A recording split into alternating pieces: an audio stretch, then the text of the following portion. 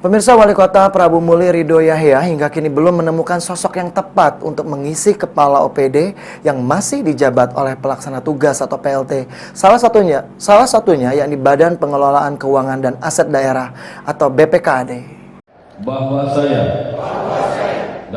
Masih banyaknya kepala OPD dijabat PLT atau pelaksana tugas hingga saat ini karena belum adanya sosok yang pas.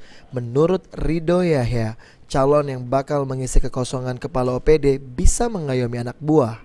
Ridho menambahkan kriteria kepala OPD yang bisa bermanuver ke segala arah dan mampu melobi program pemerintah pusat merupakan nilai tambah. Suami dari Suryanti Ngesti Rahayu ini mengatakan setiap kepala OPD yang terpilih akan diberi target, yaitu harus ada kegiatan yang datang dari pusat maupun provinsi. Karena APBD Kota Prabu Muli yang kecil, sehingga dibutuhkan untuk membangun Kota Prabu Muli. Terkait masih banyaknya sejumlah kepala OPD yang dijabat oleh pelaksana tugas, Wali Kota Prabu Muli mengungkapkan meski sudah melelang jabatan terutama untuk kepala BPKAD, dirinya lebih memilih menunda dan akan mencari sosok yang tepat.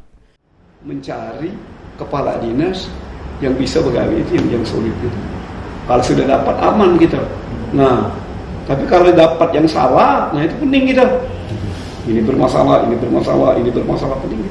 Berarti untuk Prabu Muli masih kendala untuk kepala BKD, Pak ya? Ya, masih nak kita lelang ulang mungkin. Ada juga yang nak kita lalin gitu. Karena di situ penting kan, nak ngerti tentang keuangan, nak ngerti tentang kemudian nak banyak kawan juga di BPKP atau di BPK, nak hal-hal yang itu. Diketahui beberapa OPD yang masih dijabat PLT diantaranya Dinas Pendidikan dan Kebudayaan, BPKAD, Disnaker, dan Dinas PU Perkim. Selanjutnya Wali Kota Prabu Muli Ridho Yahya berharap kepala OPD yang terpilih secara definitif dapat bekerja meneruskan program unggulan Kota Prabu Muli.